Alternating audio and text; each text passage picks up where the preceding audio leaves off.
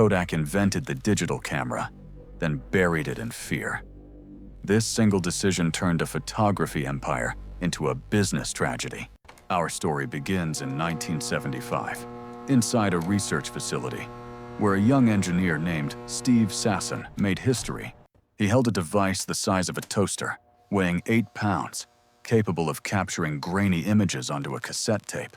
Sasson presented this revolutionary invention to the executives, expecting praise for creating the world's very first functioning digital camera prototype. Instead of celebration, the boardroom fell silent, and a senior executive coldly told him to hide it from everyone. They buried the future in a dark closet, marking the beginning of the most significant corporate suicide of all time. To understand this mistake, we must look at the empire they built, a company that once defined photography for everyone. Kodak was not just a company. It was a cultural phenomenon that defined how humanity preserved its most precious memories. They controlled 90% of the film market in America, a monopoly that generated rivers of cash for decades. Their business model was brilliant, but dangerous. They sold cameras cheaply to hook customers on buying expensive film and chemicals. Every time someone clicked a shutter, Kodak made money, creating a profit engine that seemed impossible to stop or break. The phrase Kodak Moment became part of the global language, signifying a time worth capturing and keeping forever on paper. Success made them arrogant, and the leadership believed that nothing could ever replace the tangible feeling of a printed photograph.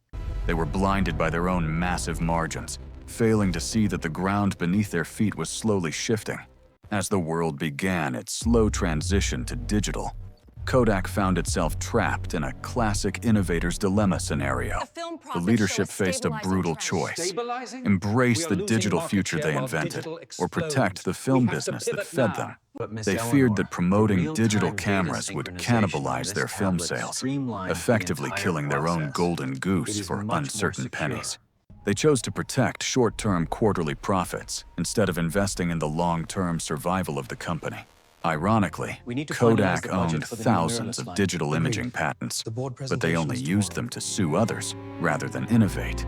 While Kodak hesitated, agile competitors like Canon, Nikon, and Sony flooded the market with better and cheaper digital cameras. Customers loved the ability to see photos instantly and delete bad ones without paying for development or printing costs. The revenue from film processing collapsed faster than anyone predicted, leaving Kodak with massive infrastructure for a dying industry. When they finally entered the digital market, their products were mediocre, sold at a loss, and arrived far too late. Then came the final nail in the coffin. The smartphone revolution completely destroyed the need for standalone point-and-shoot cameras.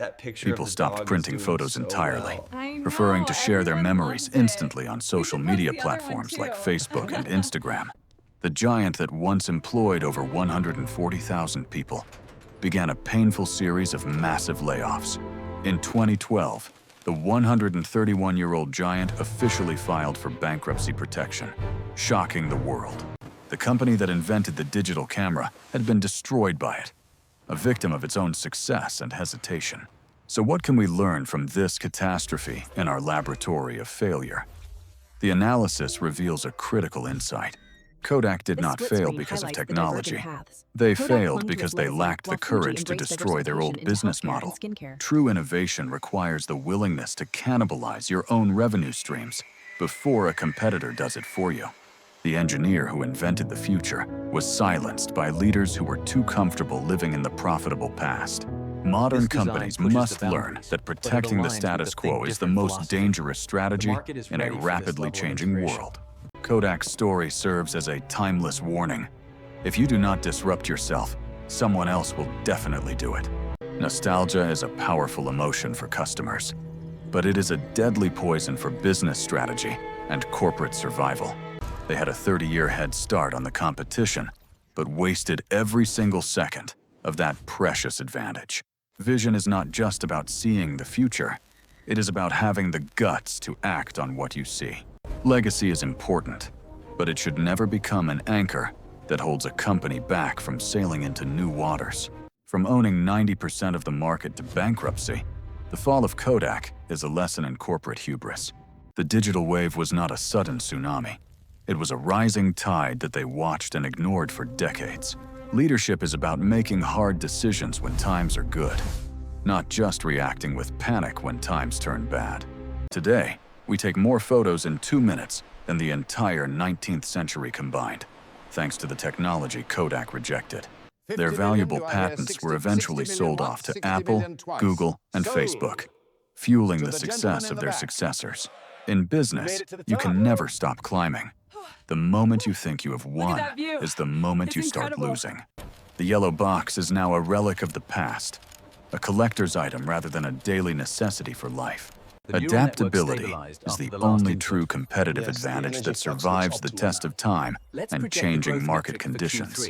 Survival requires the resilience to endure pain and the foresight to plant seeds for a future you cannot yet see. Kodak joins the graveyard of giants alongside Blockbuster and Nokia, reminders that no one is too big to fail. As we close the chapter on Kodak, we must ask ourselves, what are we holding on to that is holding us back?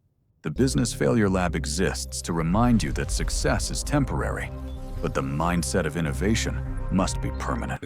Don't let your current success become the blindfold that prevents you from seeing the approaching cliff edge.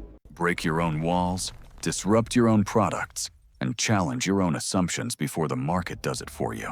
Vision, courage, and action are the 3 pillars that separate the enduring legends from the forgotten failures of history.